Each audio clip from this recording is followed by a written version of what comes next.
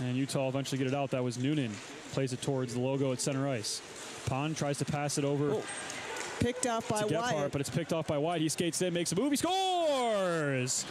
Jackson Wyatt gets UNLV on the board early, and they get the first goal of the evening as he skated in with some speed, swooped up the puck, and they lead by 1. Yeah, he picked off that pass, and then he had open space, and boy, he charged in fast. Wasn't a lot that Grlic could do about that with him one-on-one. Right. There was some time and space there for Jackson Wyatt, and he took advantage. And Utah now having to play from behind early on. Well, and, you know, Utah is going to have to just make sure that they don't make mistakes. So, you know, I mean, we said that last week about Central Oklahoma. Same is going to be true for UNLV. They're not a team you can make mistakes to and not pay for it. Right. Got to play as mistake-free hockey as you can. McCollum Absolutely. with the puck in the near side corner, plays it off the wall, hits the referee. Just missed the referee. Flanders. He was more worried about the bodies than the puck. Flanders sends it to the opposite side. McCollum will ensue. He backhands the puck, and it'll be picked off by Jackson. Ethan Light, pass over to Moeller. Nice pass to Moeller. Moeller skates it in, and he's hit along the boards by Jackson Wyatt. And it'll be Jackson once again over to Strong. And now they'll skate it in. It's Smith dropping back a little bit. And Utah will pick off a pass there and counterattack here. Moeller dumps it in.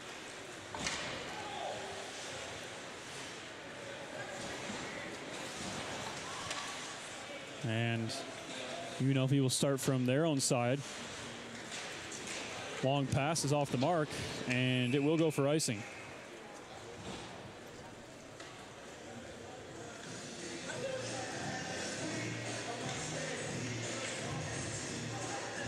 Fast-paced game. Absolutely, lots of speed. We saw that with UCO as well. Similar to last week. But I would say a lot more hitting early on.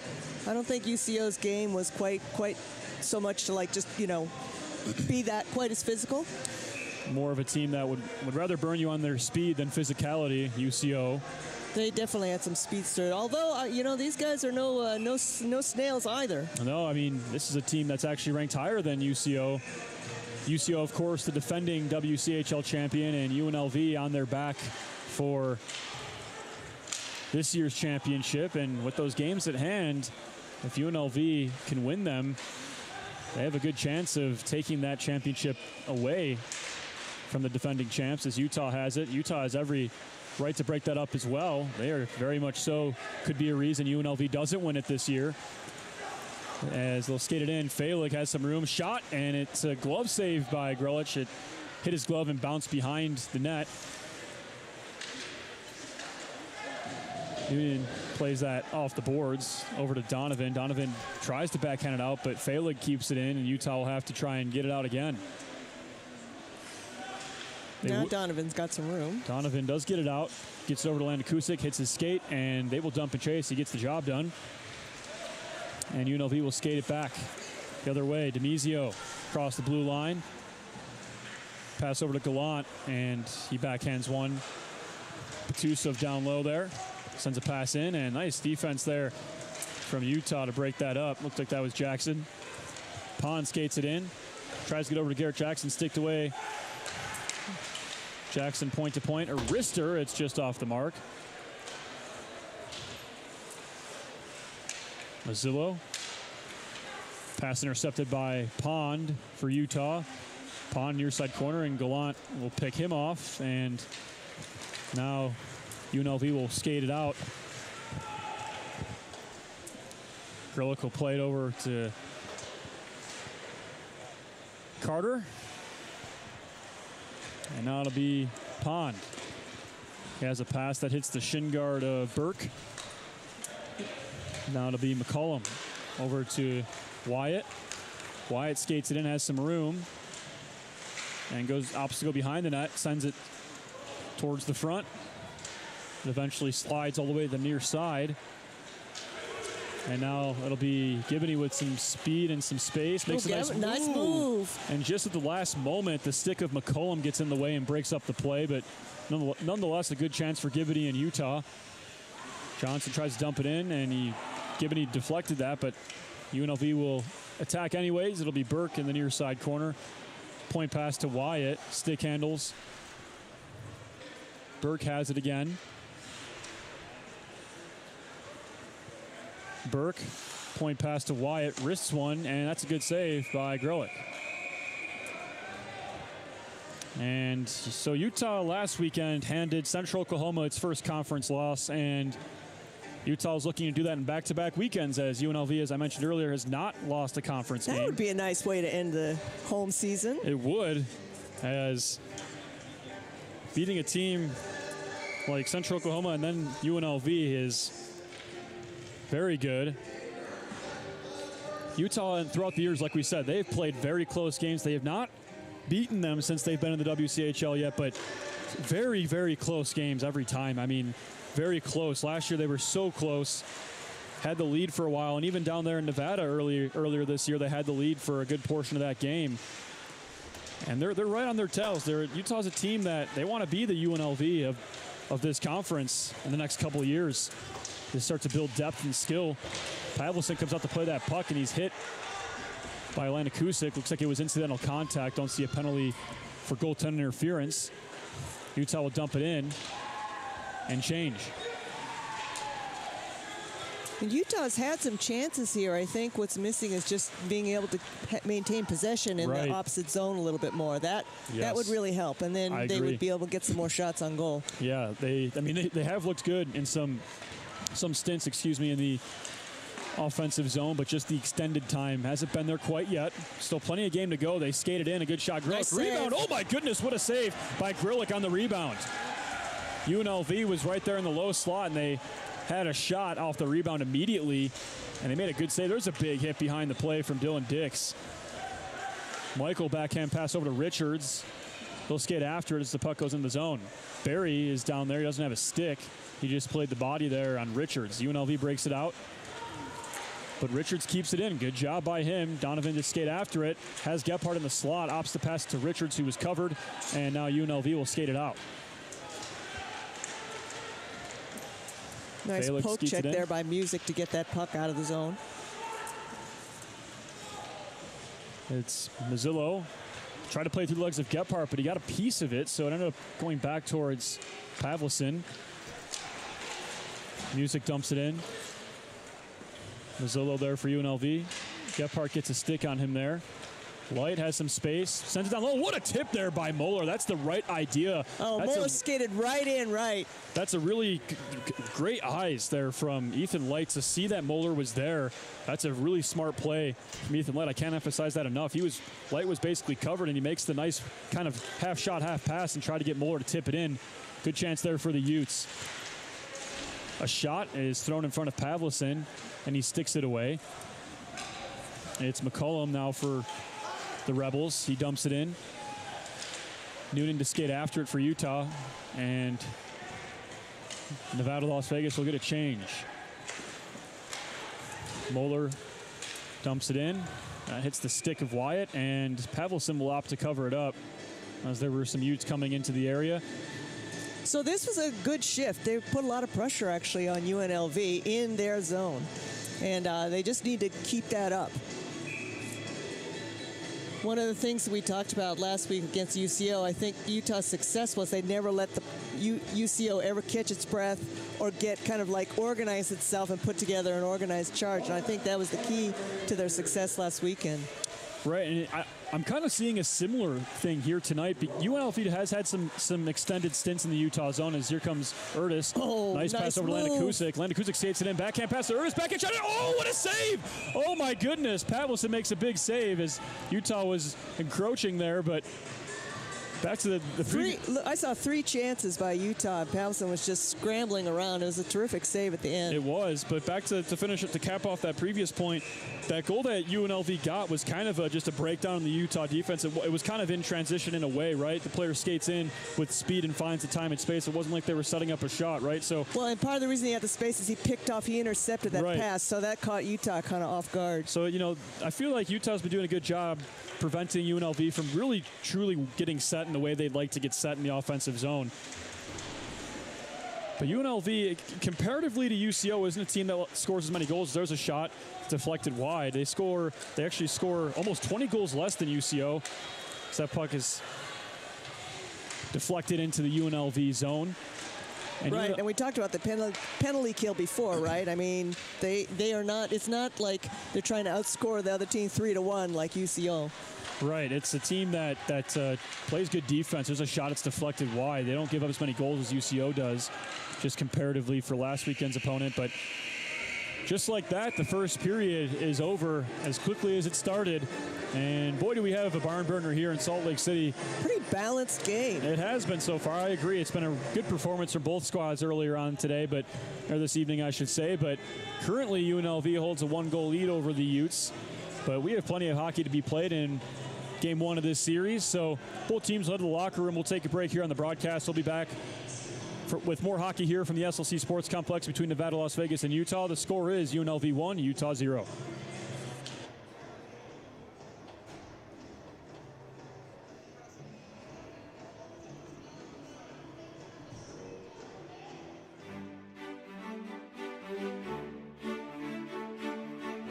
Welcome to the Rocky Mountains. Welcome to open trails and new vistas.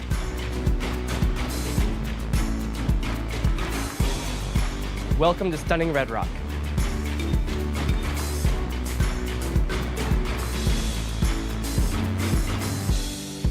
Welcome to the greatest snow on earth. By the tree of broken glass, where the home Welcome to Game Day Fun. anything could last. So let's go and take the words that we know. Welcome to the party! Sea of thoughtful dreams. But if you listen, you can still hear Welcome to Pac-12 Sports. our names, calling out our names. Welcome to world-class research. We'll keep on standing tall. This world is in our hands. So get up and grab your Welcome to the arts. have no trip. We are tough as nails. Come on, this is our land. Welcome to real-world experiences. We can go to that bridge that crosses over fear. Welcome to a great education. Love and what it does to those they hold near. So let's run till the water. Welcome to new friends. We can toss our worries far away from our hearts. And if you listen, Welcome to the time of your life. not hear them calling out our names, calling out our Welcome to all you can imagine. Though we might fade and fall, we'll keep on standing tall. This world is in our hands. So get up and grab your walk and see. Those gray clouds look close, but we have come and gone. Welcome to the University of Utah. So get up and grab your walk and see.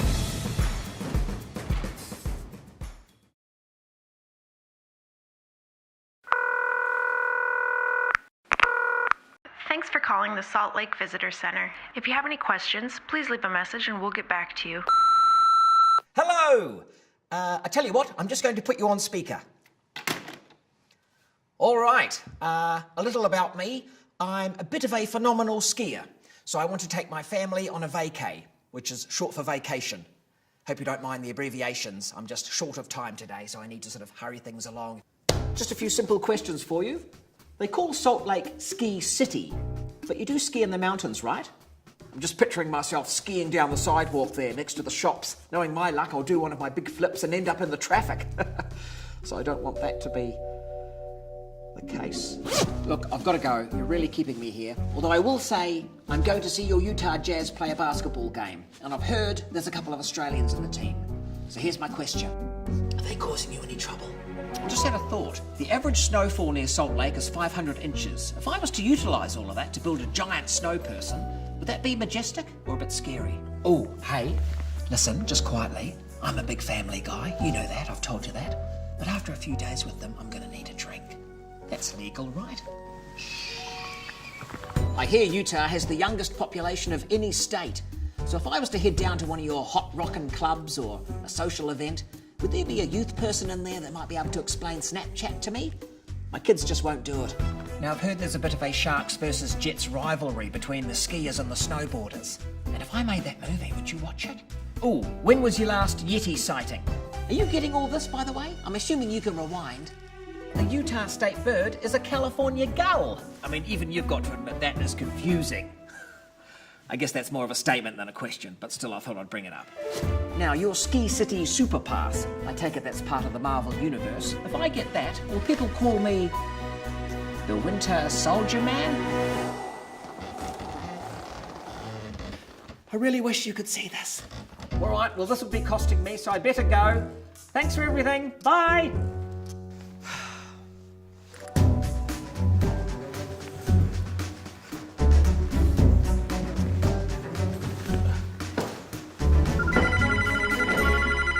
Hi, this is Beth from the Salt Lake Visitor Center calling you back to answer your questions. First off, yes, you can absolutely drink here. We'd prefer if you ski in the mountains, and I'm happy to call you Winter Soldier.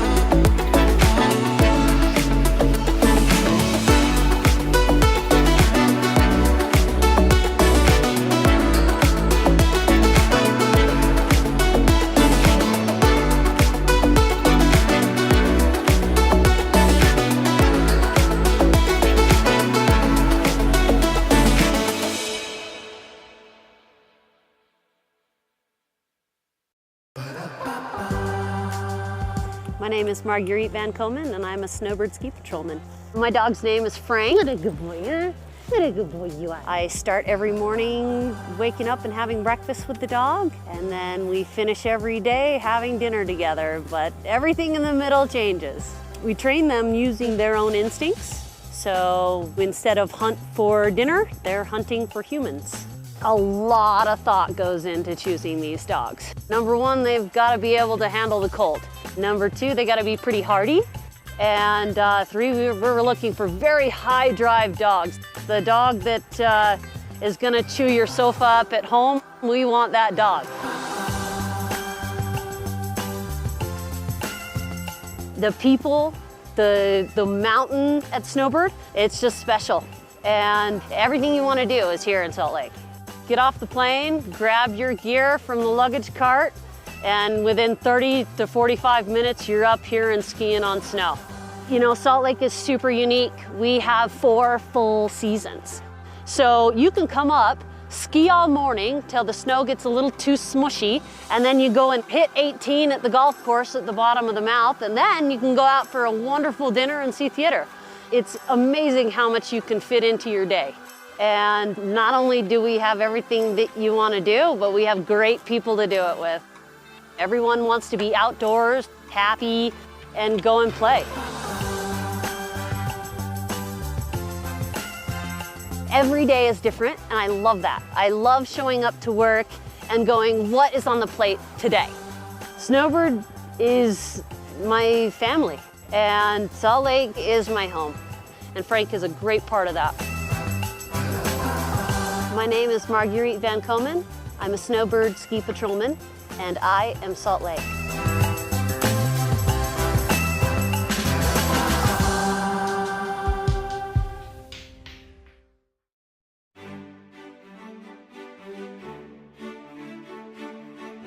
Welcome to the Rocky Mountains. Welcome to open trails and new vistas.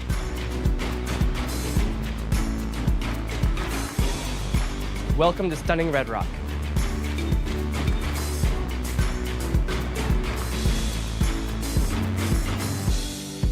Welcome to the greatest snow on earth. By the tree of broken glass,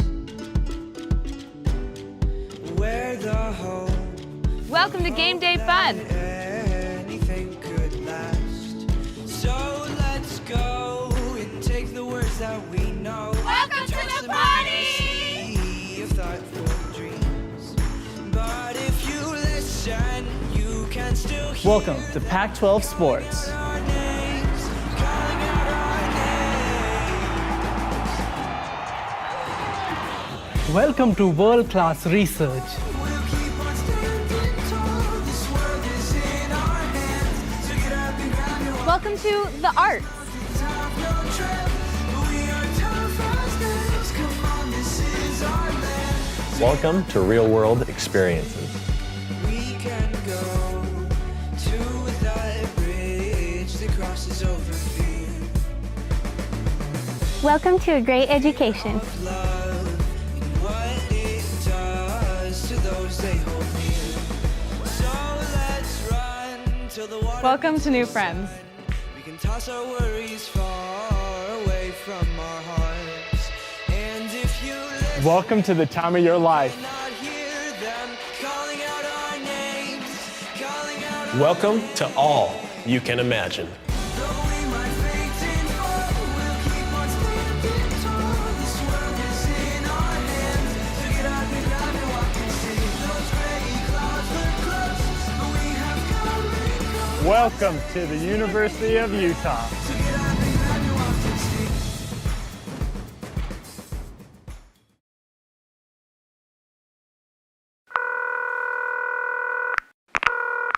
Thanks for calling the Salt Lake Visitor Center. If you have any questions, please leave a message and we'll get back to you.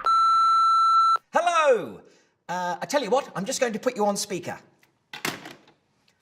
All right, a little about me. I'm a bit of a phenomenal skier, so I want to take my family on a vacay, which is short for vacation. Hope you don't mind the abbreviations. I'm just short of time today, so I need to sort of hurry things along. Just a few simple questions for you. They call Salt Lake Ski City, but you do ski in the mountains, right? I'm just picturing myself skiing down the sidewalk there next to the shops. Knowing my luck, I'll do one of my big flips and end up in the traffic. So I don't want that to be the case. Look, I've got to go. You're really keeping me here. Although I will say, I'm going to see your Utah Jazz play a basketball game. And I've heard there's a couple of Australians in the team. So here's my question. Are they causing you any trouble? I just had a thought. The average snowfall near Salt Lake is 500 inches. If I was to utilise all of that to build a giant snow person, would that be majestic or a bit scary? Oh, hey, listen, just quietly. I'm a big family guy. You know that. I've told you that. But after a few days with them, I'm going to need a drink. That's legal, right? I hear Utah has the youngest population of any state. So if I was to head down to one of your hot rockin' clubs or a social event, would there be a youth person in there that might be able to explain Snapchat to me? My kids just won't do it. Now, I've heard there's a bit of a Sharks versus Jets rivalry between the skiers and the snowboarders. And if I made that movie, would you watch it? Oh, when was your last Yeti sighting? Are you getting all this, by the way? I'm assuming you can rewind. The Utah state bird is a California gull. I mean, even you've got to admit that is confusing. I guess that's more of a statement than a question, but still I thought I'd bring it up. Now, your Ski City Super Pass, I take it that's part of the Marvel Universe. If I get that, will people call me the Winter Soldier Man? I really wish you could see this. All right, well, this will be costing me, so I better go. Thanks for everything. Bye.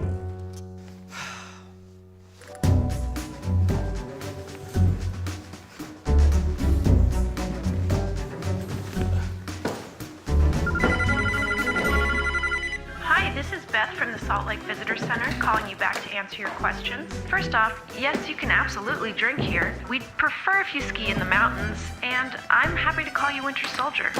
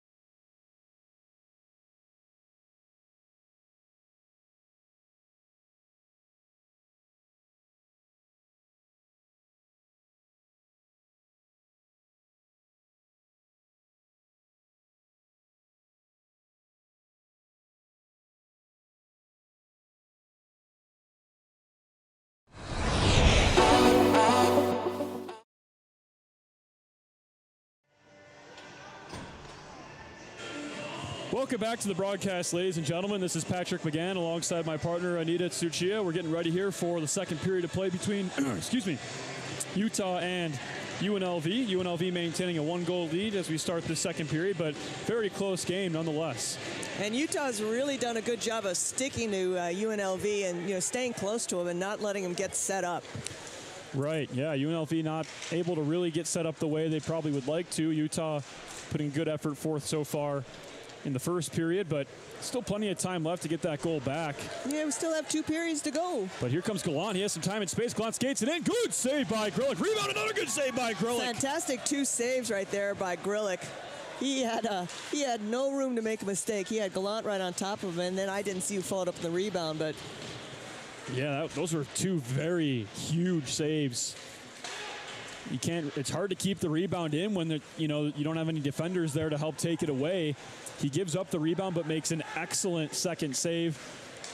And like we said, the skill of the Utah goaltending on the ups. It's some talented goaltenders here. As there's another a shot. Save. Yeah, he made a nice save. So now it's Strong. Over to Gallant there. Wyatt. Behind the net. And this is Jackson Wyatt. He's the goal scorer.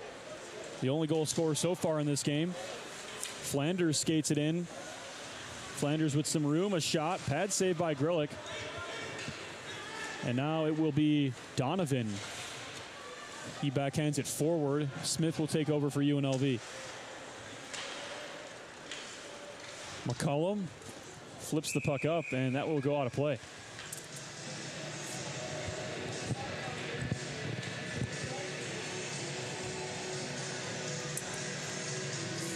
And next weekend for Utah, they will head up to Eugene to play University of Oregon, who is an independent. First season at the M1 level. A team that Utah was able to beat when they came to Salt Lake City earlier on this season. They beat them, or excuse me, it was I forgot about that. That was the overtime game. Went down as technically a tie, but I believe Oregon won that game in overtime. That was the upset game. I forgot about that. But here comes Burke, skates it in. There's a shot. Good save by Grlic once again. Light over to Moeller. Wrist one, stick save, pops way up, and it will go out of play.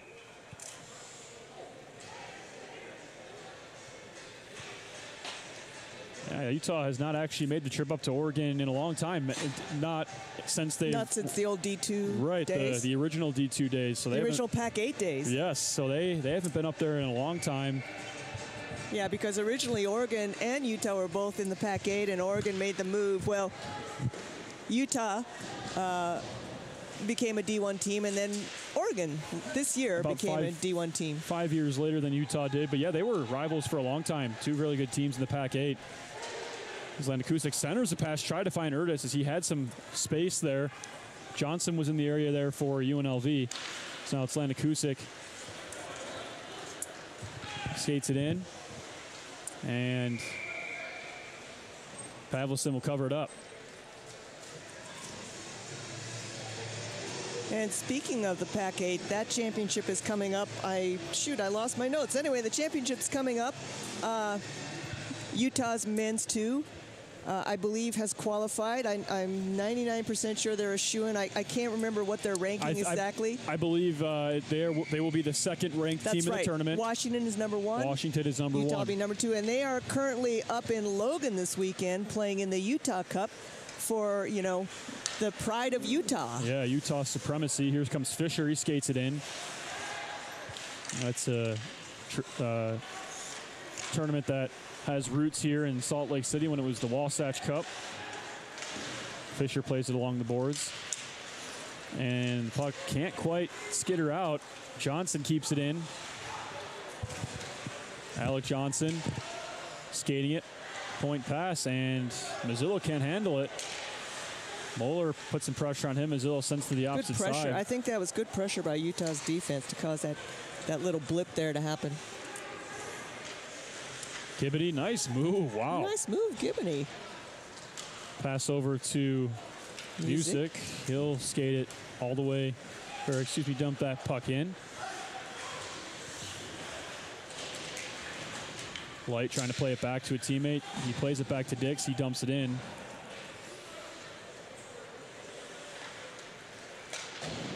As UNLV tries to counter here. McCollum skates it in, has some room, wrists one, it deflects wide. It's now Demisio.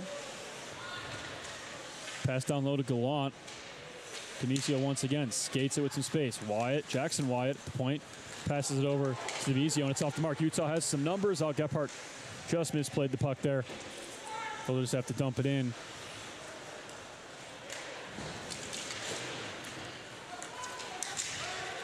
UNLV skates it in. Ness. He's hit. Wyatt, a shot, and Grilic will glove that one up.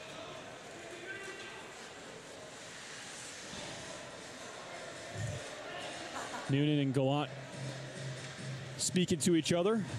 Having a little conversation? They're probably just like, I don't know, trading, I don't know what, hockey tips or something, right? Like power skating tips. Or chicken parm recipes. Yeah, chicken parm recipes. I know a lot of players down there like chicken parm. I remember interviewing these guys before the season started. Like, what's your favorite? It's your go-to game day meal? Chicken parm, chicken parm, chicken parm. Really? Where are Yes. they getting this? Is there a particular restaurant in town that they are fond of? I was just told chicken parm was a shot. Puck's still loose. Another save. Wow, Grilic And was the just whistle like blows. Spider-Man all over the place. They blew the play dead. I bet. It's kind of an early whistle. Yeah, UNLV probably not too happy about that as the puck was still loose. Joe Grilic is probably happy about it. Yeah, it's a stoppage in play. Face off He will was stay. like scrambling all over the place. I don't know. I think he made like 3 saves in 2 seconds, something like that.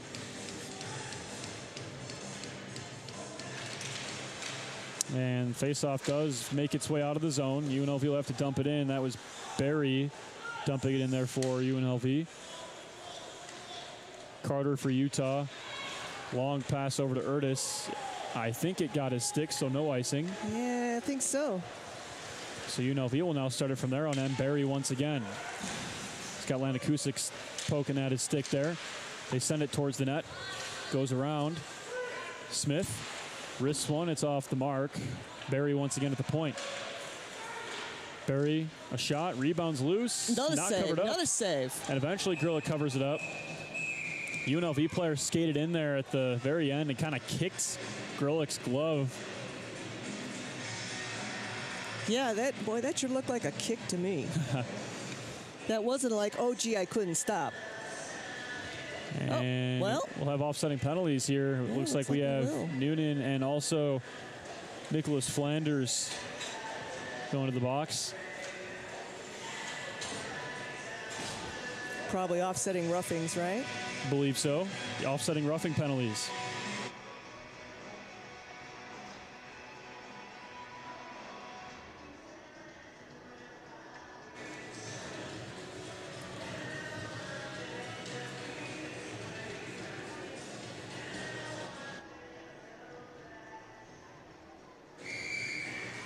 So face-off will be in the Utah zone.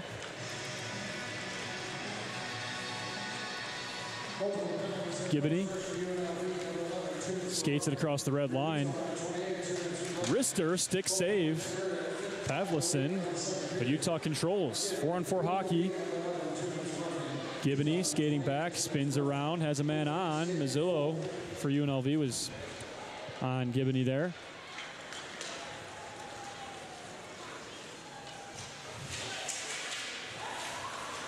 Johnson, Max Johnson that is.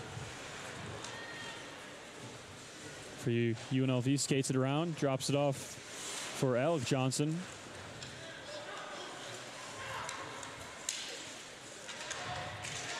Max Johnson sends it towards the net, was looking for his brother there, but we'll play it back and reset with a minute to go on the 4-on-4. Mazzillo skates it in. Peels back. Cross-ice pass. Wyatt over to Demisio. Demisio wrists one. It's blocked by his own teammate, Burke.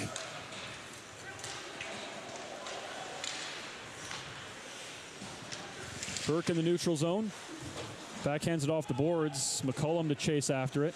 Got 30 seconds left in the offsetting penalties, the 4-on-4. Shot, good save. Grillick on the doorstep. And Utah plays it off the wall. Specifically, that was Light. Played it off boards, and the puck comes out.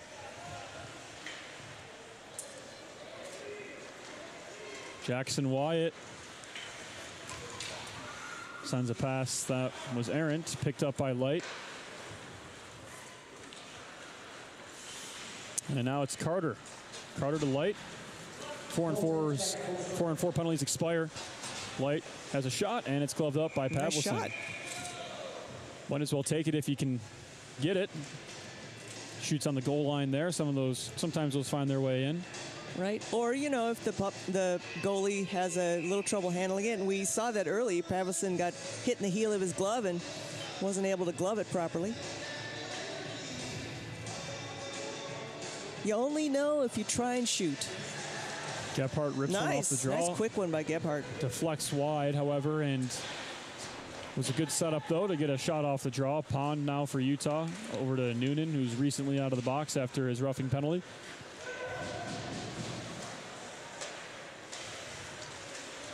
There's a hit in the corner by Pond. Smith over to Flanders, but Jackson deflected it. Grillick comes way out, and he'll play it the opposite way.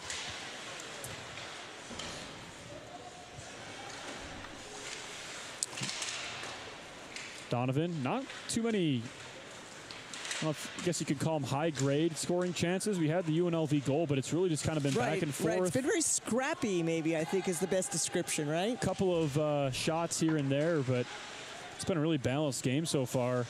And really, it almost feels like a lot of the opportunities have come from broken plays. And here comes There's one. Gebhardt. Speaking of which, Gebhardt must have heard me and decided he took offense to that. He's going to go and do something about it. Backhands it. It was a good pad save. A shot from Pond hits his own teammate in Gebhardt. Donovan risks one, and it's a good save by Pavlin.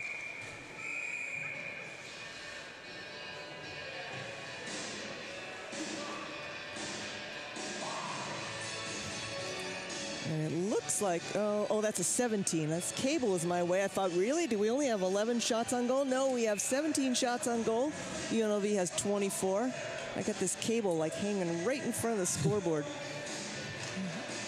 So fairly even. I mean, Utah a little behind, but 7's not a huge amount. Trying to get that tying goal. Still plenty of time left in this game as UNLV skates it in. Oh, Fisher has some room. Backhands a good blocker save. Good angle there by Grillich, too. He lined himself up and hugged that near post. Alec Johnson at the point. Wrists one. Good save. Rebounds loose. Another save. Another save. He does the splits. Yeah, he's sprawled out there as Grillich, and he makes a nice couple of saves. He's having a good game so far this evening. Music skates it in, wrists one, and it deflects into the protective netting. So play will stop.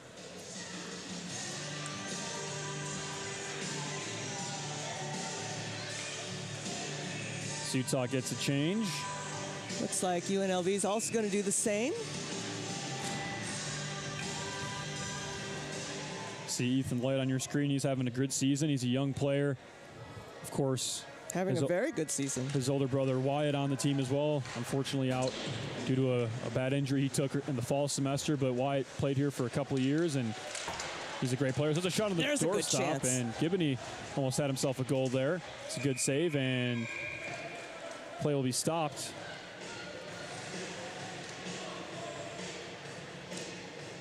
Yeah, Gibney was right there, and puck just didn't quite make it to him.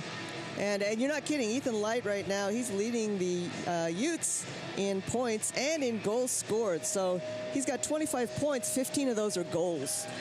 And I know when you talked to them, they mentioned that he was going to hang up the skates before college hockey, we had right? An interview with Ethan and his brother Wyatt for the WCHL podcast hosted by Chris Perry. And yeah, Ethan was kind of thinking, I'm just going to finish my high school hockey and think I'm just going to, find a college near home, and Wyatt said, no, you got to come, play hockey. Come check out Utah. And the rest, as they say, is history. Yeah, I mean, imagine that, being a player who's between retiring or being the best player on a university hockey team.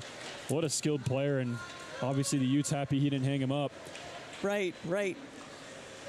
As it'll be UNLV from their own zone, but good press here. And that was a from fun Utah. interview, talking to the brothers, talking about the chance, because they're far enough apart in age that they didn't get to play together. So this is their first chance to really play on a line together, and they were on the same line, not only just the same team, but the same line. Yep, they were last year and this year for a little bit. Well, last year Ethan was the one who got hurt. Right. He actually lacerated his spleen. He got hit really hard and hit something hard in the collision, and so he basically had to sit out for a good part of the big chunk of the season. That goes all the way down for an icing. But in fact, I even told him that your nickname when they were out together was Light Squared. Yes, yeah. Patrick, folks, you don't know that, he's an engineer, so he talks like that. Yeah.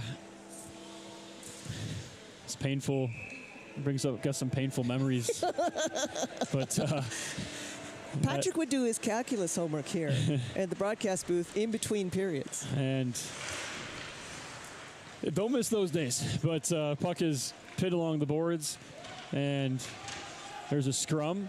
But also just want to kind of emphasize that, Wyatt, he's not playing Wyatt light. He's hurt, but he means a lot to this team. And just because he's not playing doesn't mean he's a leader. I mean, he's a great person, as you know very well just from speaking to him. I mean, I interviewed him a couple times just for the broadcast interviews, but he's just a really stand-up guy, and we miss him on the ice, but his presence still definitely felt in this program, and And his rehab is coming along very well. I just chatted with him a couple days ago, actually. Asked him how it was going. He's going. He says, "Well, I'm still not very mobile, but I guess I'm actually doing better." There's a shot. It's deflected by Wyatt. Better than a couple weeks ago. And I said, well, I saw you, and you're moving pretty well. He says, yeah, my doctor's actually pretty happy with my progress. So. Oh, and they score! A 5-hole shot there. By the other Wyatt, right? By Cole Wyatt. Cole Wyatt. And he'll throw it 5-hole on Grlic, and UNLV had too much time and space, and they take advantage once again. And now they lead 2-0. Right, and this is the thing that we were saying that, Utah's going to have to watch out for, is don't give UNLV enough time to really set up their offense. Let's see how Utah bounces back. I mean, the strategy's been working, right? Up until now, it's been just over a period and a half the game, and that strategy's been working. And still, 2 goals is not no reason to panic. Right, not insurmountable. Still a lot of time left in this game, and Utah's been playing pretty well against UNLV. I think just UNLV's taking advantage of the time and space that Utah has given them. They've really given them 2 chances, right? Those 2 goal-scoring chances when the defensive kind of setup broke down a little bit, but nonetheless, they're looking good, having chances. Here comes Landon Kusick, skates it in. Ideally, you try and get one before the second intermission, so you're only chasing one going into the third. That'd be huge for Utah to flip the script here as Landon Kusick skates in around the net. Perfect Michael, chance. What a save. Oh, my goodness. Great chance for Michael there. He was waiting for that pass from Landon Kusick. I don't know how Pavlison stopped that. That was one of the best chances we've seen from Utah so far tonight. Excellent Pavlison play. makes a really nice save, and he shows you why he's got a .940 save percentage. Really nice save. Great chance from Utah. The response here is important. It's important for Utah to get some momentum, right? They're not playing on their heels. They're playing good hockey. Right. No, they're not. I mean, they're clearly showing they don't care what ranking UNLV came in with. Right. And just get the fans involved, get this place a little bit loud, and, see what happens. But I wouldn't say Utah's playing a bad game by any stretch. Just UNLV's a darn good hockey team. They skated in. Good defense from Utah. There was a shot that got off, but Grlic made a nice save. Tape to tape it goes. Nice stretch. Landon Kusick. He's got a couple guys in the zone there for UNLV, because he didn't have any numbers with him. And now didn't have a whole lot of support there. Counters. Oh, play in front. They score. On a broken play, it's Daniel Fisher. The puck just a couple bodies colliding and confusion, and Fisher just sticks it in the empty net, and that's a really big goal for UNLV. Yeah, Grilich actually had 2 guys in front of him that he had to worry about, and somehow we lost our Utah defense, and so it wasn't a whole lot that Grilich could do. And UNLV scores their second goal in a very short period of time, so it looks like it's going to be 3-0. And those are 2 quick goals from UNLV, and now spirits are probably pretty low if you're Utah. But like I said, the response is very important. Again, there's still plenty of time. Absolutely. 27 minutes, right? And you just got to find a way to get some momentum. You know, maybe a big hit from Dylan Dix or an electric couple of moves from Chelan Nakusik. Well, we had an excellent scoring chance here, and so, you know, it'd be great for Utah to remember that, right, these guys are not invincible. Right. They just need a few more of those chances like that, and one of those times it's going to go in. Those are well set up plays. There's the replay. Yep, there you go. Confusion and nothing Grilla can really do. Yeah, he can't split himself in 2. Right.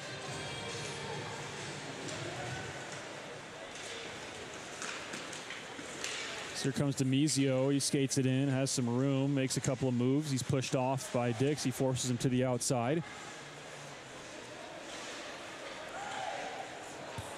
Gibney tries to pass it out. Demizio got a hand on it, but now it's Gibney again. He picks it up off of Demizio's He's got stick. support. Moeller's trailing. Oh, man. Ethan Light goes down in a heap. Gallant over to Demizio. Demizio wrists one. It's deflected. Gallant to chase after it. Shot thrown towards the net. Gibney can't quite handle it. There's a play in front, of broken play, and good defense there from Noonan to push his man out there. As, oh my goodness, that almost resulted in another goal for UNLV.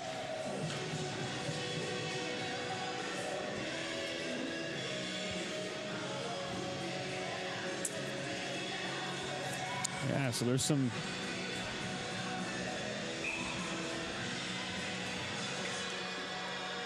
confusion there, and well, Grilic was there. He kept his eye on the puck, as they say, because that puck was bouncing around with a lot of bodies and a lot of sticks and feet in the way. Utah countering. Gephardt, a slap shot. Slapper. Good save on the rebound. There was Donovan who tried to backhand it in. Donovan was on the doorstep and tried to. That's another good chance by Utah. Clean up the rebound. Yeah, for Utah, they take advantage of the counterattack, right? I mean, teams that are good on the counterattack typically fare pretty well, and so just try and use your speed to catch UNLV on their heels when you're countering, and you see that opportunity come up there from the counterattack. I think that's a good point. It looks kind of like that's what Utah is doing, and we noticed that last week as well. It's like they've developed this counter punch, right? They kind of like play solid defense, and as soon as they get a chance to punch back, that's what they do. Right, and got to try and get it working a little bit better here. You know, now it's a 3-goal lead, as now Utah has some space. Pond over to Gephardt. Gephardt wrists one pass. Another nice save. shot. And Pond was there crashing, but the rebound didn't quite go his way. Yeah, kind of got past him a little bit there. Wyatt will skate it up for UNLV. Ooh, 3-on-2. Here they come. Wyatt in front. Oh, excellent pad save in by Grilic. He stuck his foot right by that post. Kept it from sliding in. They were trying to sneak it in on that near post. Utah has it, but just opted to flip it out as they were odd numbers there for UNLV. Play in front. Oh, another good beautiful save by Grilic. Good save by Grilic, and net comes loose.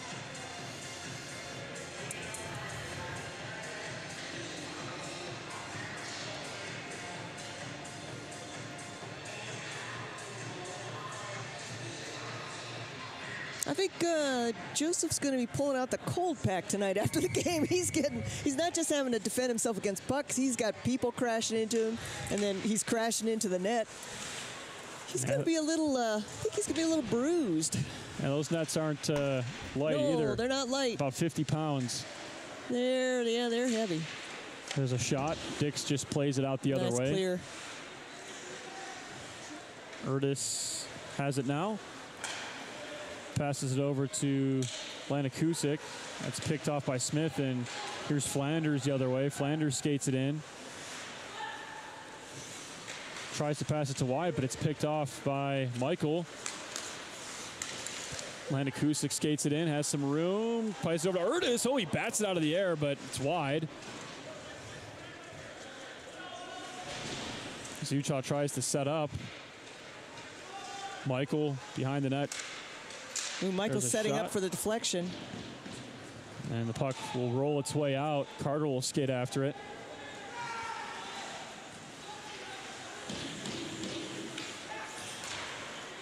And now it'll be Utah the other way. Mueller skates it in. Over to Michael. There's a couple bodies collide into the boards, and UNLV will counter. Fisher skates it in. And Grilich will just cover that one up.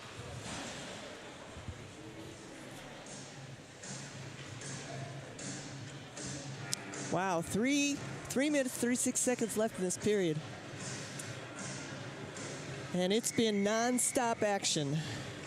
And, you know, despite the fact that UNLV scored 2 goals up ahead, Utah's really done some good things this period, and they had some good scoring chances. They just need to keep that up and remember that, you know, they've had some good scoring chances, like this one. Light tries to go for the wraparound there, but it's a good save by Pavlicin.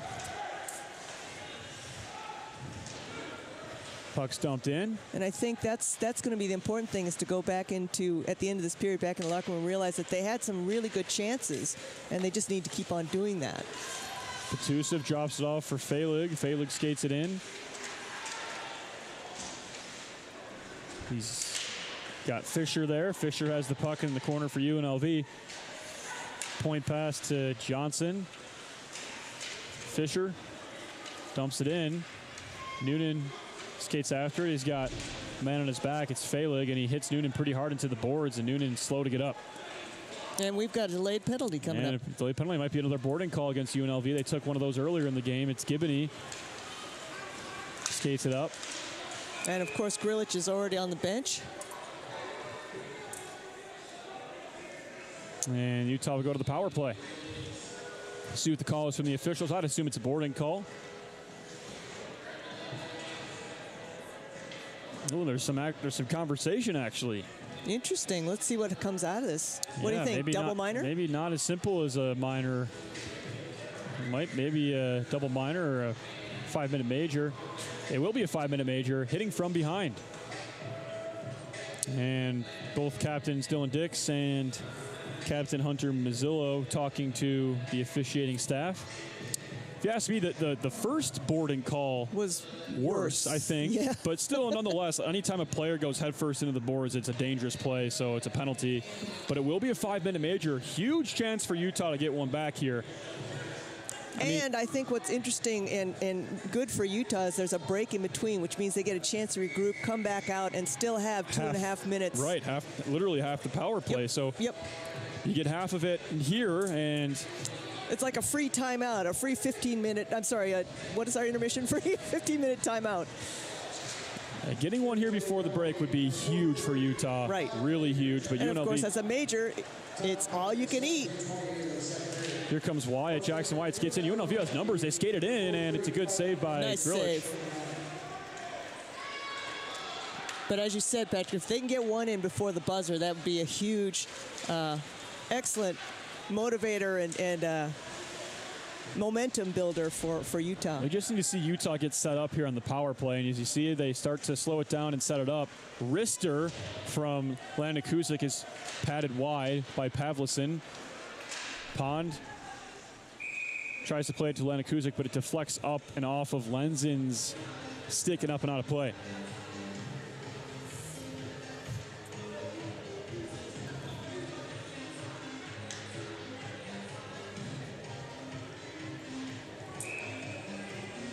UNLV, very distinctive in their road jerseys. I mean, pretty well known around the country. Go down to Liberty, they wear the same uniforms, the black with the bright red accents and the Las Vegas skyline on their helmets in chrome. Utah, of course, in their classic scripted home jerseys.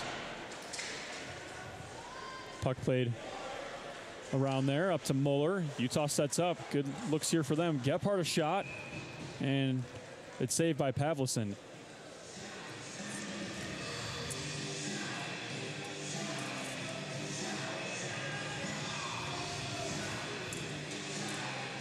So for Utah, this is their last conference matchup of the season, actually. I didn't recognize that, so I was looking at the schedule there. But last conference match of the season, they play 20 conference games, and this is game number 19 for them.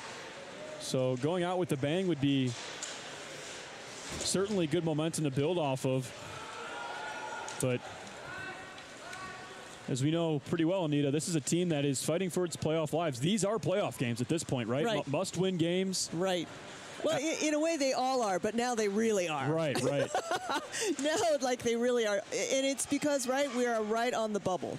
Right. And it could go either way. And this is our last opportunity to have some say in that destiny, right? After that, then we just have to wait for what everyone else does, and that's not the position you want to be in. Right. You always want to control your own destiny. There's Absolutely. a shot from Gibney. Absolutely. There's a good look. Muller down low. Gibney again with it. Puck bouncing around. Good defense applied there on him. Gibney down to the corner. Point pass to Logan Jackson. Back over to Gibney. Winds up. It blocked by a Ute. Jackson tries to send it over to Michael, but it goes across his own. Gibney. Shot. Wide. Muller. Seconds winding down. Muller skates with it. Tries to send it over to the stick of Gephardt. Muller to Gibney. Down low to Gephardt. Blocked. Puck still sliding around. 10 seconds on the clock.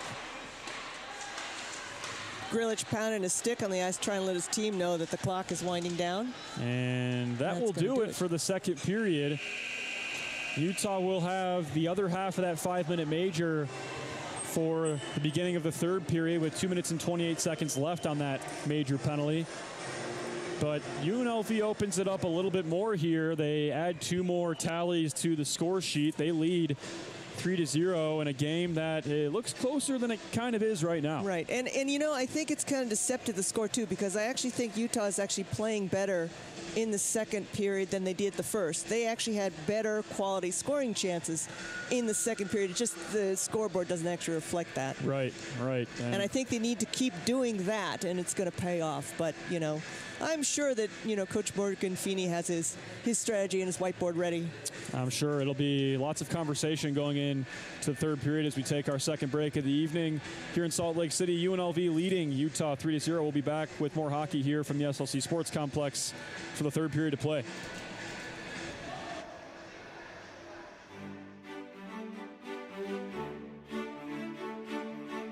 Welcome to the Rocky Mountains. Welcome to open trails and new vistas.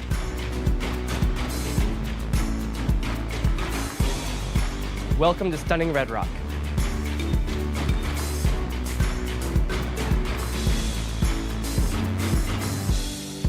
Welcome to the greatest snow on earth.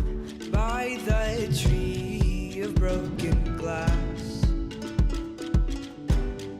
where the hope Welcome to Game Day Fun. anything could last. So let's go and take the words that we know. Welcome to the party! Sea of thoughtful dreams. But if you listen, you can still hear Welcome to Pac-12 Sports. our names, calling out our names. Welcome to world-class research. We'll keep on standing tall. This world is in our hands. So get up and grab your Welcome to the arts. top, no trip. We are tough as nails. Come on, this is our land. Welcome to real world experiences. We can go to that bridge that crosses over fear. Welcome to a great education. Love and what it does to those they hold near. So let's run till the water. Welcome to new friends. We can toss our worries far away from our hearts. And if you listen, Welcome to the time of your life. not hear them Welcome to all you can imagine.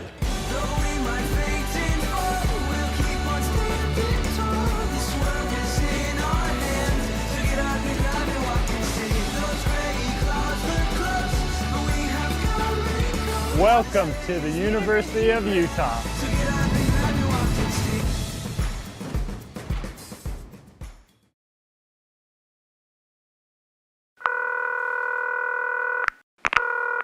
Thanks for calling the Salt Lake Visitor Center. If you have any questions, please leave a message and we'll get back to you. Hello! I tell you what, I'm just going to put you on speaker. All right, a little about me. I'm a bit of a phenomenal skier, so I want to take my family on a vacay, which is short for vacation. Hope you don't mind the abbreviations. I'm just short of time today, so I need to sort of hurry things along. Just a few simple questions for you. They call Salt Lake Ski City, but you do ski in the mountains, right? I'm just picturing myself skiing down the sidewalk there next to the shops. Knowing my luck, I'll do one of my big flips and end up in the traffic. So I don't want that to be the case. Look, I've got to go. You're really keeping me here. Although I will say, I'm going to see your Utah Jazz play a basketball game. And I've heard there's a couple of Australians in the team. So here's my question. Are they causing you any trouble? I just had a thought. The average snowfall near Salt Lake is 500 inches. If I was to utilise all of that to build a giant snow person, would that be majestic or a bit scary? Oh, hey, listen, just quietly. I'm a big family guy. You know that, I've told you that. But after a few days with them, I'm going to need a drink. That's legal, right? I hear Utah has the youngest population of any state. So if I was to head down to one of your hot rockin' clubs or a social event, would there be a youth person in there that might be able to explain Snapchat to me? My kids just won't do it. Now, I've heard there's a bit of a Sharks versus Jets rivalry between the skiers and the snowboarders. And if I made that movie, would you watch it? Oh, when was your last Yeti sighting? Are you getting all this, by the way? I'm assuming you can rewind. The Utah state bird is a California gull. I mean, even you've got to admit that is confusing. I guess that's more of a statement than a question, but still I thought I'd bring it up. Now, your Ski City Super Pass, I take it that's part of the Marvel Universe. If I get that, will people call me the Winter Soldier Man? I really wish you could see this. All right, well, this will be costing me, so I better go. Thanks for everything. Bye.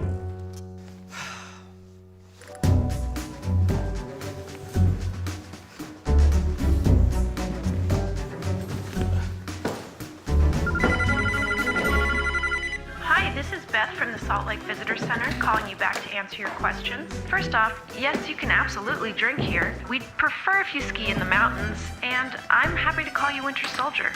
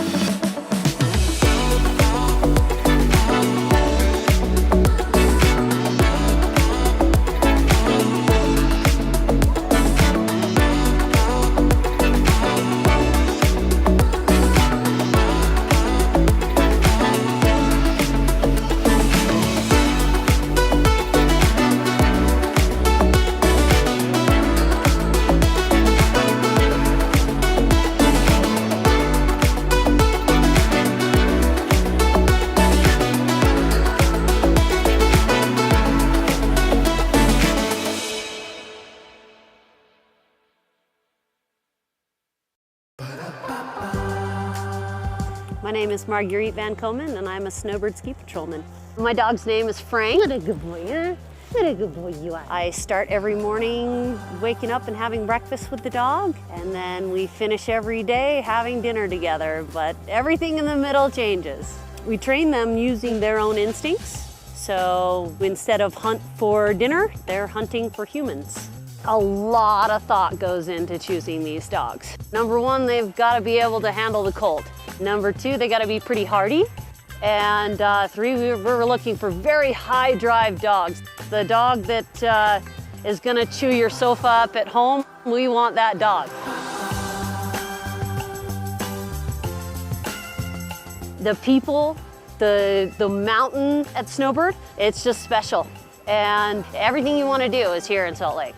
Get off the plane, grab your gear from the luggage cart, and within 30 to 45 minutes, you're up here and skiing on snow. You know, Salt Lake is super unique. We have 4 full seasons. So you can come up, ski all morning till the snow gets a little too smushy, and then you go and hit 18 at the golf course at the bottom of the mouth, and then you can go out for a wonderful dinner and see theater. It's amazing how much you can fit into your day. And not only do we have everything that you want to do, but we have great people to do it with. Everyone wants to be outdoors, happy, and go and play. Every day is different, and I love that. I love showing up to work and going, what is on the plate today? Snowbird is my family, and Salt Lake is my home. And Frank is a great part of that. My name is Marguerite Van Komen. I'm a Snowbird ski patrolman, and I am Salt Lake.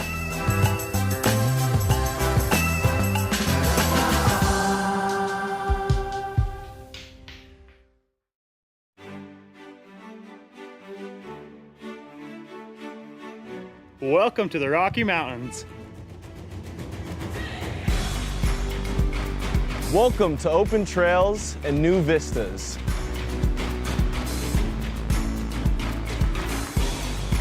Welcome to stunning Red Rock.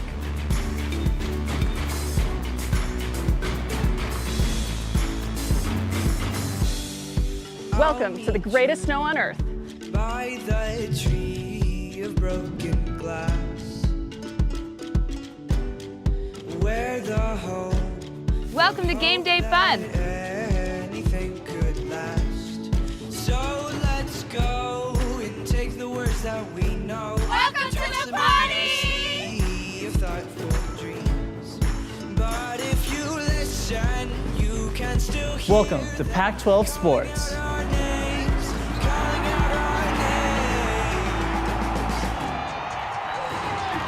names. Welcome to world-class research. We'll keep on standing tall. This world is in our hands. So get up and grab your Welcome to the arts. top, no trip. We are tough as nails. Come on, this is our land. Welcome to real world experiences. We can go to that bridge that crosses over fear. Welcome to a great education. Love and what it does to those they hold near. So let's run till the water. Welcome to new friends. We can toss our worries far away from our hearts.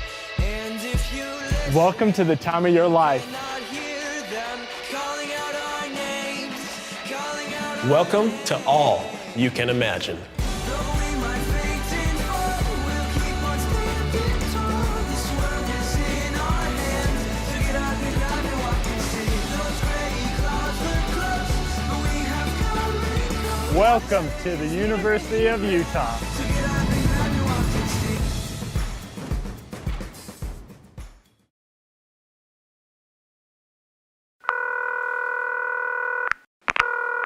Thanks for calling the Salt Lake Visitor Center. If you have any questions, please leave a message and we'll get back to you. Hello! I tell you what, I'm just going to put you on speaker. All right, a little about me. I'm a bit of a phenomenal skier, so I want to take my family on a vacay, which is short for vacation. Hope you don't mind the abbreviations. I'm just short of time today, so I need to sort of hurry things along. Just a few simple questions for you. They call Salt Lake Ski City, but you do ski in the mountains, right? I'm just picturing myself skiing down the sidewalk there next to the shops. Knowing my luck, I'll do one of my big flips and end up in the traffic. So I don't want that to be the case. Look, I've got to go. You're really keeping me here. Although I will say, I'm going to see your Utah Jazz play a basketball game. And I've heard there's a couple of Australians in the team.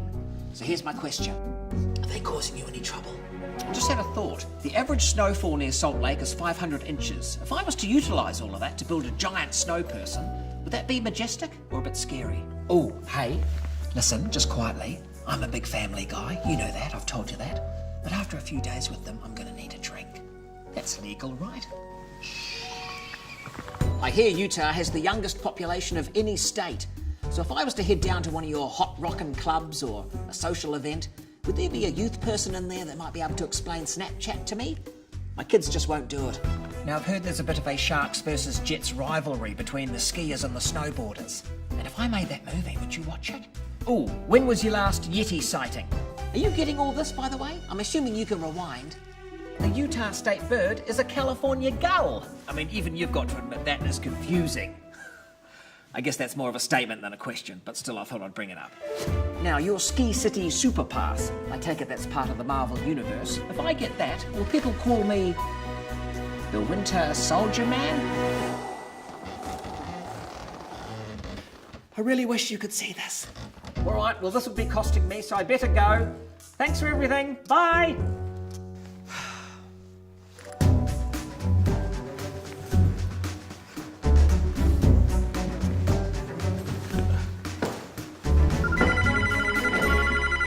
Hi, this is Beth from the Salt Lake Visitor Center calling you back to answer your questions. First off, yes, you can absolutely drink here. We'd prefer if you ski in the mountains, and I'm happy to call you Winter Soldier.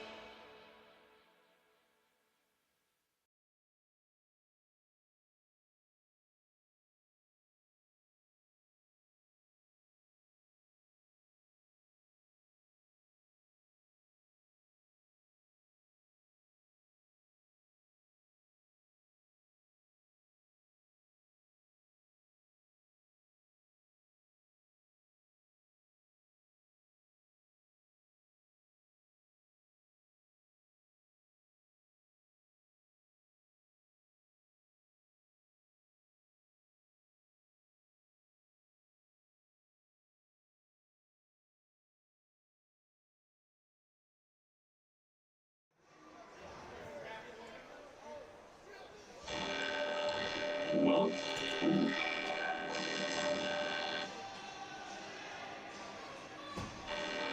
yeah.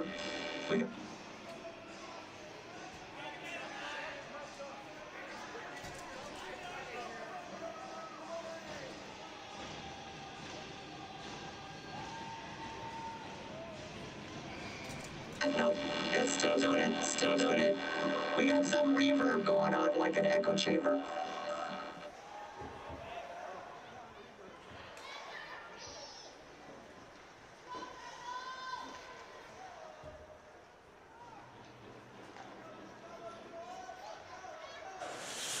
Welcome back to the broadcast, folks. We apologize for the technical difficulties with our equipment. And me chirping. I was trying to fix the thing, and I pushed the wrong button. So there's a shot. It's deflected wide. Yeah, apparently there's a button we pushed on this on our soundboard here that made the sound do that. The reverb sound. We apologize for that, but we're a little late to start the period.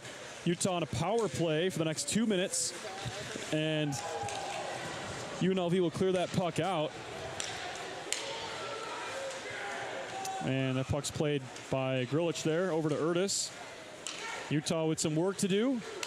Tape pass over to Landakusik, but it's blocked by Jackson Wyatt. Minute and a half left on the Utah power play.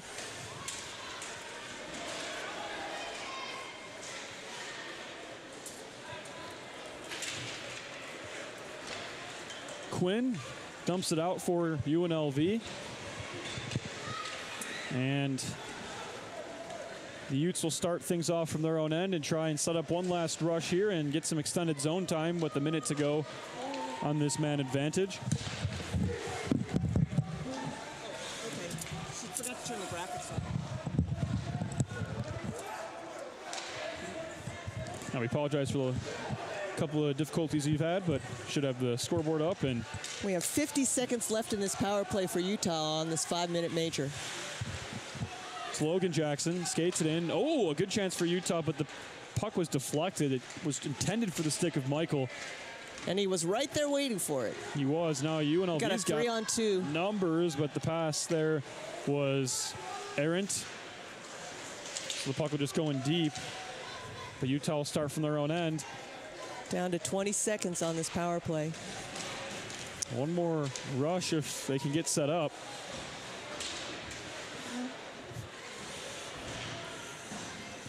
Michael rings it around the boards. Moeller picks it up.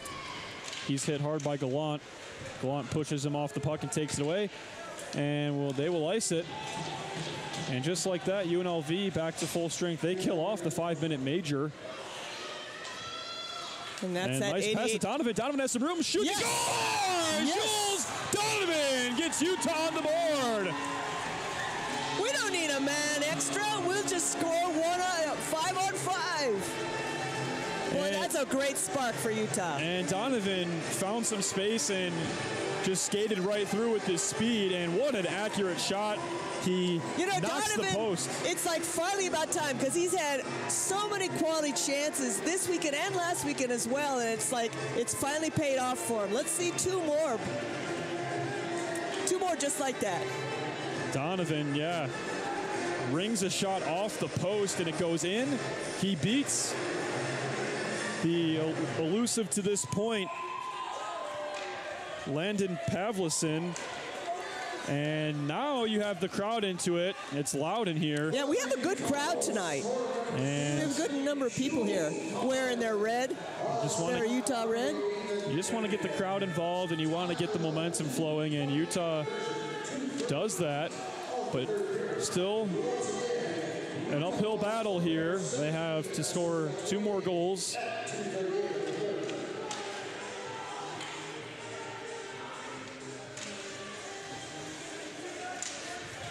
And UNLV wins the faceoff right away. They have a shot. Oh my goodness! What a save by Grilic. I mean, he was just lifting his pad up, hoping he'd save it. And he makes an excellent Yeah, he was stop. already on the ice, and he had to lift that pad up.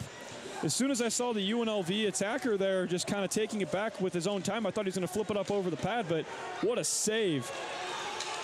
The puck will come all the way out.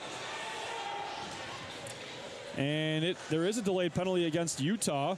Yep, and Pavlison goes straight to the bench, so UNLV has their extra.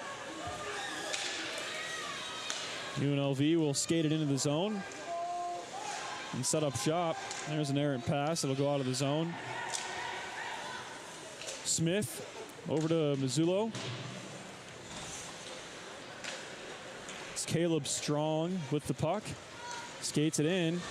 UNLV has some room. They skate it in. Wyatt. Wow. Shot just off the mark. And UNLV still controlling as the penalty is still delayed. Right, UNLV is still skating with a man extra and empty net because, of course, as soon as Utah touches it up, it's not going to. The whistle's going to be call the puck dead. Mazzullo passes the puck over to Quinn. Quinn around the boards over to Flanders. I think this has been the longest delayed penalty I've seen so far. Now that referee's arm must be getting tired. Maybe you should switch arms. And the whistle will blow. It's a cross-checking penalty against Utah.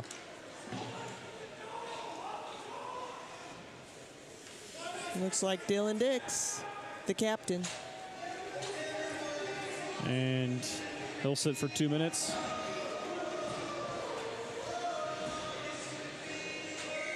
And UNLV will go to the power play. This is a big kill for Utah.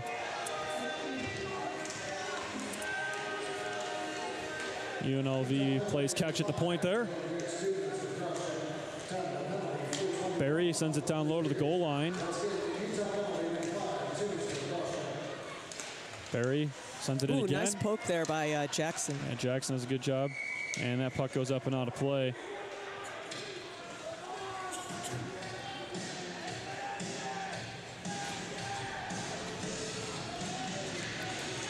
I think it's also important to note, and I don't remember if I mentioned this, I think I mentioned this off air, is that one of the things that's so important about this weekend is even though Utah does have a couple more games in Oregon, that team is ranked so low, they're not going to help Utah, even if Utah wins the series. So they really need to try and at least get a split out of this weekend. Huge weekend here for Utah, as we mentioned. Weekend. Oh, here we go. There's a deflected pass. Gephardt skates in. on his horse. Oh, what a nice play there by Johnson. He just lifts Gephardt's stick like it isn't anything at all. I mean, Gephardt's skating up with all this speed, and then Johnson just comes right up. Alec Johnson, that is, just lifts And Alec his stick. Johnson knew he was out of position. He wasn't going to be able to catch up, and so it just kind of, as he was passing, just whoop. And Alec Johnson, we've seen him before. He's kind of good. He is good, yeah. A lot of these names are names we've seen before. It's a team that does not have a lot of newcomers, and Utah is a team that does have a lot of newcomers. Right, very young team. So it's a developmental, team. It's a team that's developing, and it's a team that could turn into a team like UNLV in the future, the way that this team, Utah, has been recruiting. And that's the goal, right? You want to be the UNLV, the UCO, and Utah's shown that they can go punch for punch with these teams. It's just Right, we're talking about just a 2-goal difference after 2 periods against the number 3 team in the country. And I called games, yeah, you remember the good old days. A couple of years ago, where UNLV would come in and they'd be beating Utah 7-1. So Utah's come a long way, and they look good tonight. Just the last just little wrong end of the score. Right, last little bit, just converting those goals. Those shots into goals for Utah. It's the last, I guess, hill they have to overcome. They're strong. 30 seconds to go on the power play as Utah tries to kill it off. And there's a delayed penalty again against Utah. And Palveson again goes to the bench, and now it's 2 extra players for UNLV. And it will be a 5-on-3 for 15, or I guess 14 seconds now. And it looks like it'll be Carter going to the box for Utah. For a slash. And it's a slashing penalty. I honestly thought he was actually trying to do a poke check, and I didn't even think he actually made contact. But apparently I was wrong. Of course, I'm all the way up here.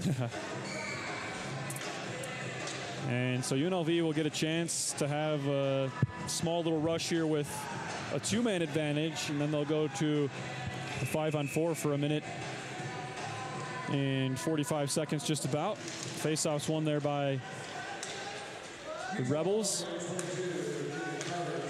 10 to go. The first penalty is a shot pad save, Grlich. Alec Johnson, point to point it goes. It's Barry over to Johnson. Dix out of the box. Oh, nice poke there by Music. That broke up that play. And Utah gets a skater back. Minute and 40 to go on UNLV's power play. Yeah, now they can't break their concentration. They got to still stay on their toes. Dix does a good job winning that puck. And here he goes. Oh, and Utah wants a penalty. There might have been something going on there as Utah wants a holding or a hooking call. Yeah, I saw a holding as well, but apparently not. Yeah, Dix was off to the races almost, right. but it looked and like got he was spun held. around. Right, he got spun around. Just kind of the trigger for a hold call, but it's kind of the definition of holding, I thought, but when you see that spinning around, something on your body's being held there. Right, it's an arm or a stick. The legs are going, but the rest of the body is getting turned around. UNLV still attacking, though. A minute to go on their power play. Utah still killing, and they dump it out. Oh, good move. Pavlison out to play the puck. And that gives Utah a chance to get fresh legs on, which is important right now.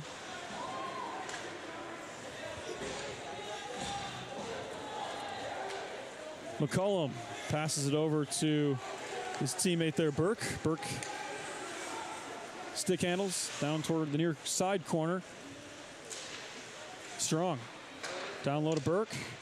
Centering pass. They score! The one-time shot goes right in, and it's Max Johnson for UNLV, and they claim a 3-goal lead. Yeah, Max Johnson came in from that opposite side, skated across the slot, and he was right there for the shot, and didn't really get covered very well. And that is a power play goal for the Rebels. And unfortunately puts them back on top by 3. And that is... makes that hill a little bit steeper to climb. Yeah, it's a bigger deficit to crawl out of, and especially against a team whose defense is so solid, they're not going to give you a lot of openings. UNLV skates it right back in. Right back on the attack.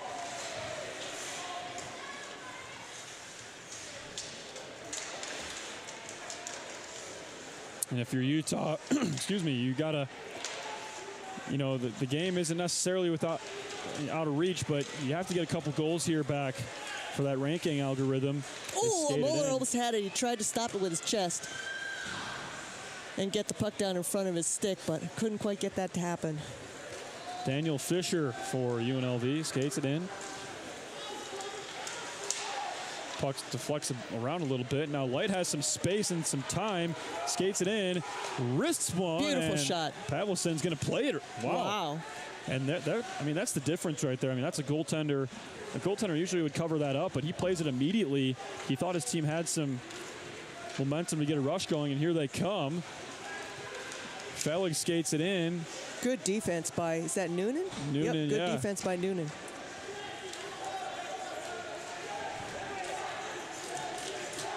And now it's Michael. Michael skates it in, but he's double teamed. And here comes Penza. He's got two of them hanging all over him, and they haul him down. Yep, they haul him down, and you can't actually do that. Hooking against Nevada, Las Vegas here, and Utah will go to the power play. And specifically, that will be Brendan Feilig to the box. He was the one who took that 5-minute major early on, so he's had plenty of time to spend in that box. He's been keeping that bench warm.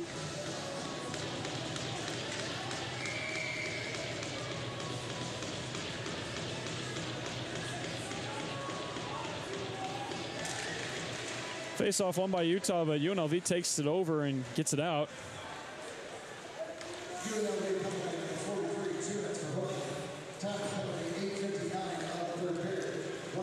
Utah will skate it up. Ethan Light. This will be a big chance for Utah to get one back.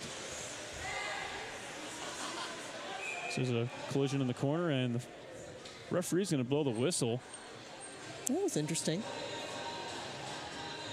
Hey, just a reminder, folks, right, that tomorrow's men's one game, second game series, is going to happen at 4:30, and the women's game will be at 7:30. So be sure you tune in or come on down. Absolutely right. The women's team celebrating senior night. That's right. And men's one team playing at 4:30, just as they did last Saturday's. The M2 team had senior night, so 2 Saturdays in a row with the 4:30 start. Matinee hockey for your Saturday afternoon. So when are we going to have our senior night? Puck sent all the way down. DiMizio skates it in, has some room. Oh, has a shot. It's ripped off the post. And there's some tensions flaring after the whistle. Yeah, post whistle.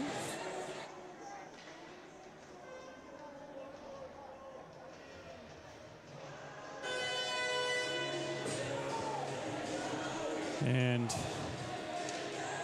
UNLV will get a face-off here in the Utah zone on their kill.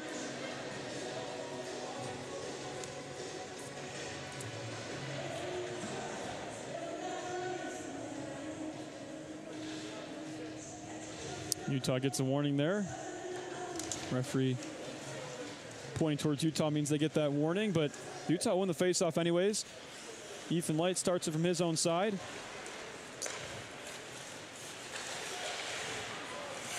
Has it, waiting for his guys to get on side. He skates it in, tries to dance around a player, but Wyatt was in the way. Jackson skates after this one. 50 seconds to go on the power play for the Rebels. Pavelson comes out to play the puck. Utah keeps it in. They just slap it down in there. Michael has some room, tries to find Gibney, but it's poked away. Opportune stick placement there from UNLV. They skated in, wrist shot, patted away by Grillitsch. Nice pad save. 30 seconds left in the Utah power play. Logan Jackson over to Gephardt. And Utah really needs to put one in the net right now. Unfortunately, the clock is ticking down, and time is not their friend right now. It certainly is not. 15 seconds to go on their power play. One last rush remaining if they can be quick. Music dumps it in. And the puck will find its way all the way out again. And Music will chase after it.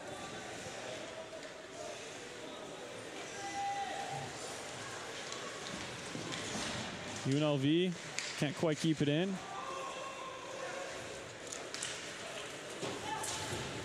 Urtis dumps it in for Utah.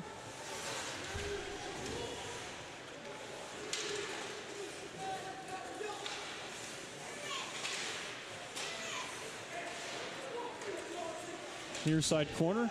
Quinn hits Donovan off the puck there.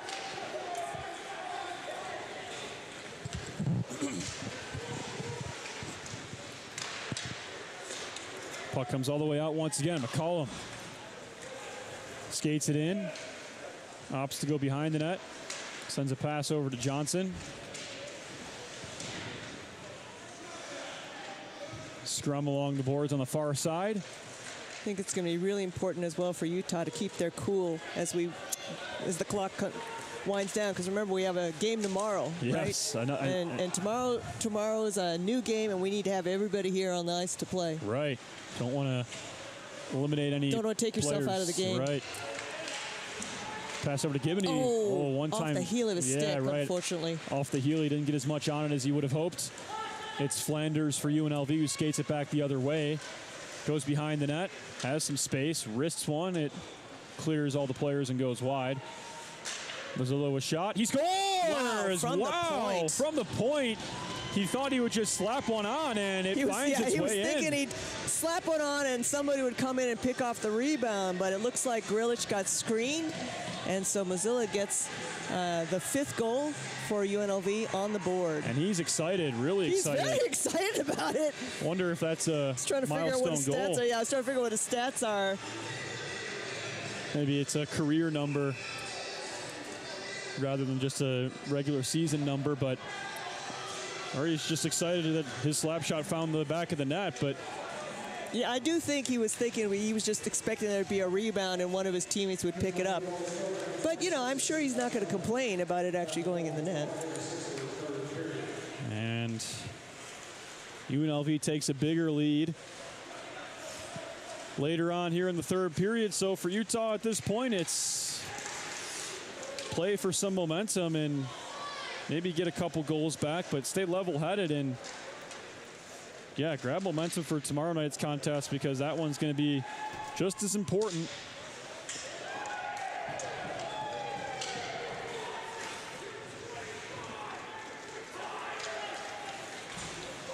Tape-to-tape pass. Skated in.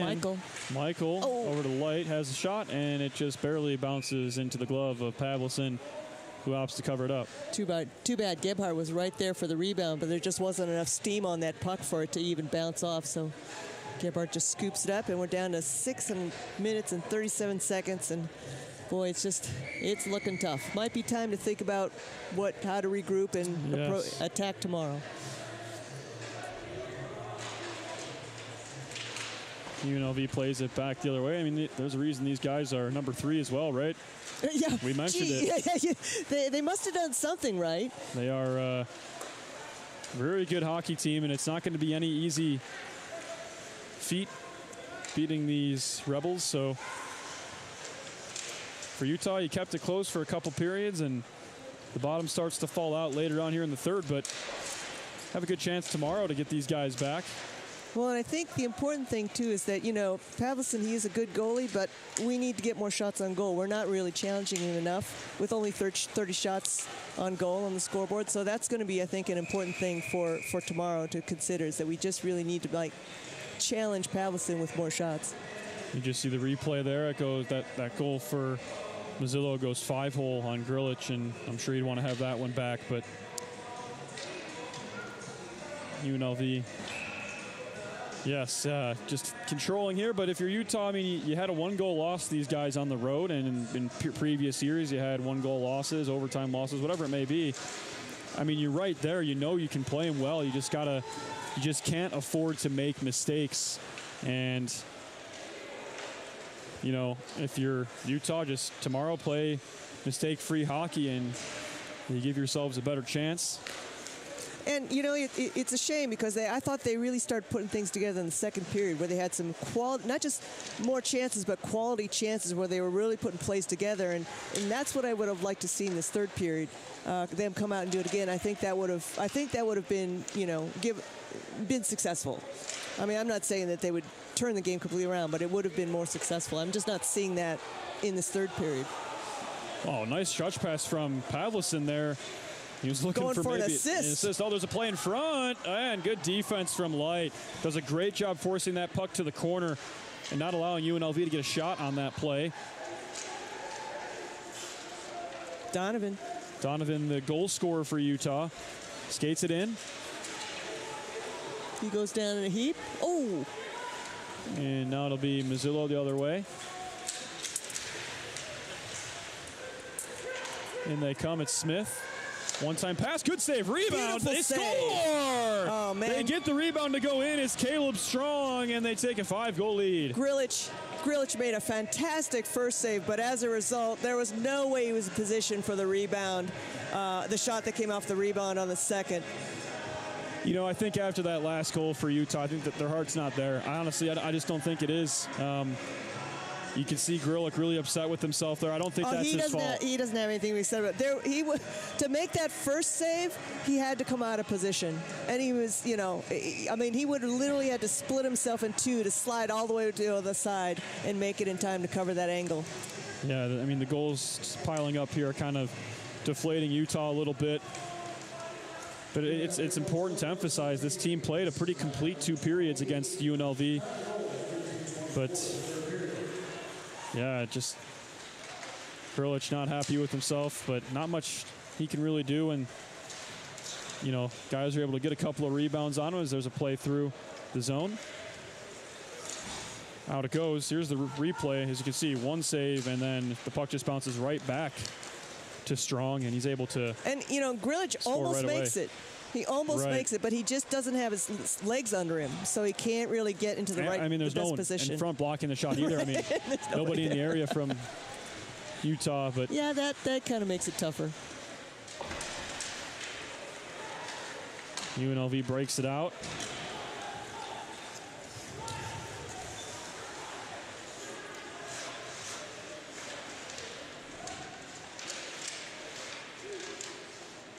Puck's in the far side corner in the Utah zone. Moeller across the logo, skates it in, rips one, good pad save, Pavlison. All right, here they come. Oh, here comes the rush. It's 4-on-3. Felig skates it in. Nice defense by Dix, who loses his stick.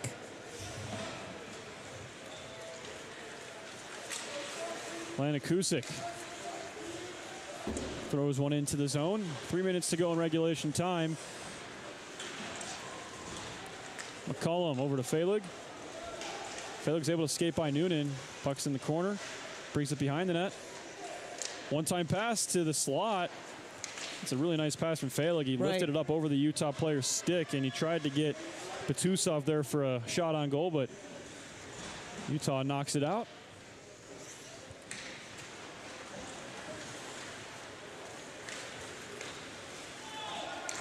Puck goes all the way down into the Utah zone. Pass to the point. Mazzillo there once again. Wrist Another one. And it's bouncing around. It's not covered up. UNLV still has it, but they send a pass that goes straight to the stick of Ethan Light. He's got support in the middle. He's got two of them. It would have been Pond and Gebhardt were waiting for that pass. Demizio plays it off the wall. Over to Gallant. Has some space on the near side. Backhand shot goes through, and that comes off. I didn't see what happened. The net's off this morning, but somebody must have collided into Grilich. I didn't see how that happened. I was watching the puck on the other side, and this all happened behind the play. Well, referee making some sort of signal. I wonder if there's a penalty being called. Yeah, it was some kind of collision with Grilich because he ended up sliding backwards and pushing the net off its moorings. But we're still waiting. I don't think there's actually going to be a penalty. Yeah, no penalties. The referee's pointing at one of those players over there.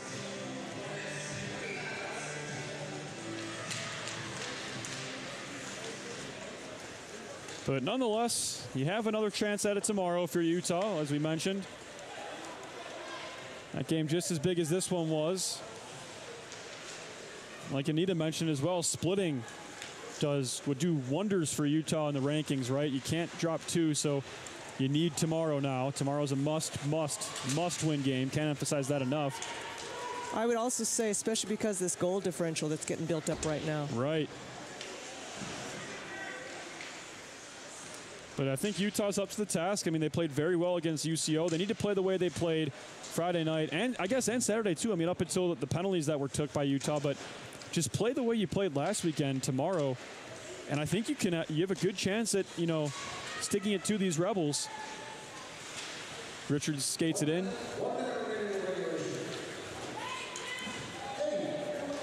And you know, Grilich is a fine goalie, a great goalie, but I'm going to be honest. I really miss Rhett Kimmel in the pipes. Yeah, he played. I think very you know, he's well a last very weekend. good goalie, and I honestly think he could have made a bit of a difference on the goal differential.